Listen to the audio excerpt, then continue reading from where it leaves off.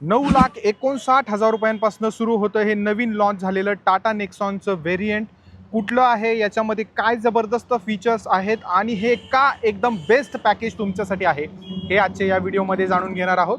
मंडळी, ही गाडी diesel, petrol, CNG आणि पेट्रोल ऑटोमॅटिकमध्ये देखील येते आणि डिझेल ऑटोमॅटिकमध्ये देखील येते. आता याच्या प्राइजेस काय आहेत सगळं बघूयात वन बाय वन. नमस्कार, मी अजिंक्य आणि तुम्ही बघता auto helper Marathi YouTube channel आणि हे आहे आज आपल्यासोबत टाटा नेक्सॉनचं प्युअर प्लस PS व्हेरियंट नुकतंच लॉन्च झालेलं. आता प्रश्न येतो की गाडीचे प्राइजेस काय आहेत वेगवेगळ्या या व्हेरियंटच्या.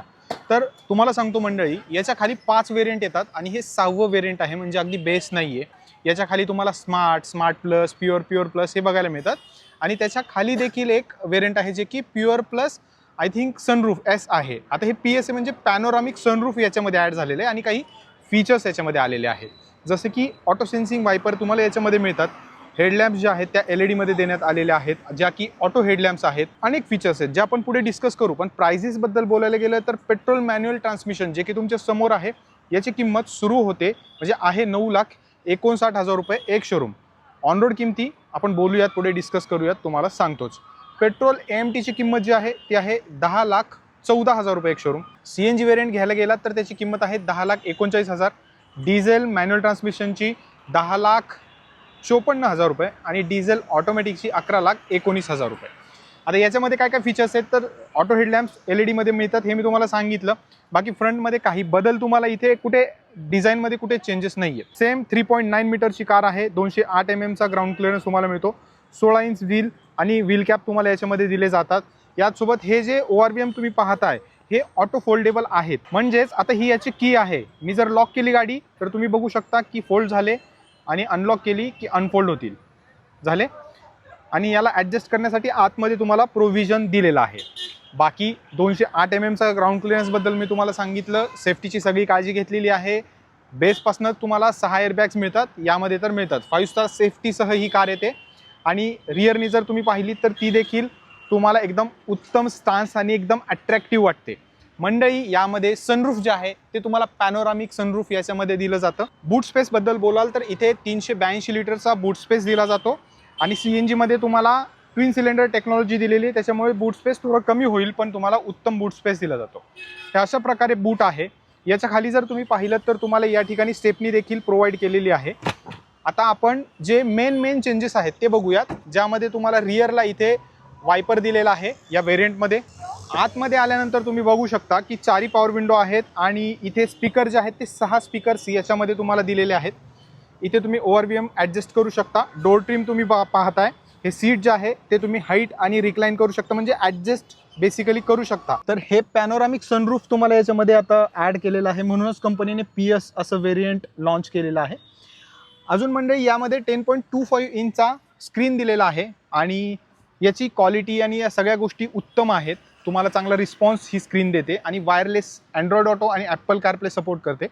महत्त्वाचं म्हणजे तुम्हाला वायरलेस अँड्रॉइड ऑटो आणि ॲपल कारप्ले खूप गरजेचं आहे. आणि दुसरी गोष्ट म्हणजे याच्यामध्ये रिव्हर्स कॅमेरा दिलेला आहे, जो की HD म्हणते कंपनी आणि ज्याची क्वालिटी डिसेंट इथे आहे, तुम्हाला एकदम प्रॉपरली दिसते. IRVM जो आहे तो तुम्हाला मॅन्युअल डे नाईटमध्ये मिळतो. आता क्लस्टर जर तुम्ही पाहिलं तर ते इथे तुम्हाला सेमी डिजिटल क्लस्टर उपलब्ध करण्यात आलेलं आहे, जे की चांगलं वाटतंय, अगदीच बेसिक असं वाटत नाही आहे. हे स्टेअरिंग व्हील ॲडजस्ट करण्याची सुविधा या ठिकाणी दिलेली आहे.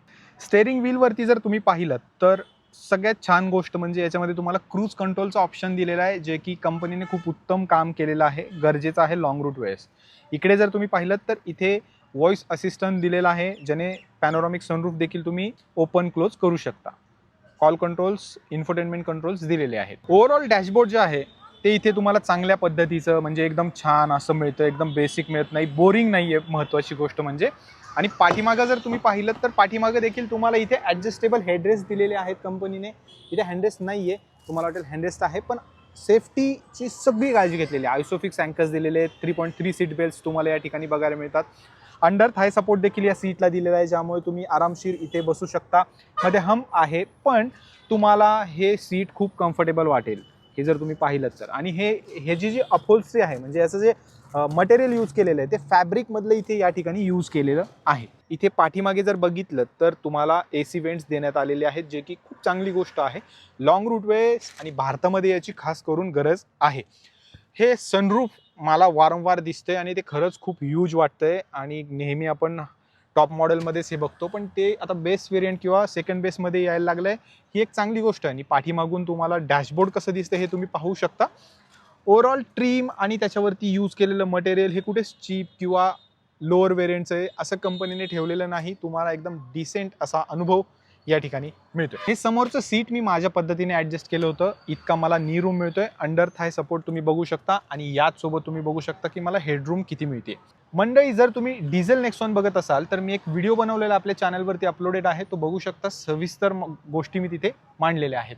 ओव्हरऑल बघायला गेलं तर पाठीमागचा सेकंड रोज देखील तुम्हाला इथे डिसेंट मिळतो. टाटा नेक्सॉनचं हे पेट्रोल इंजिन आहे 1.2 लिटरचं, जे की 3 सिलेंडर आहे आणि 170 Nm टॉर्क हे प्रोड्यूस करतं.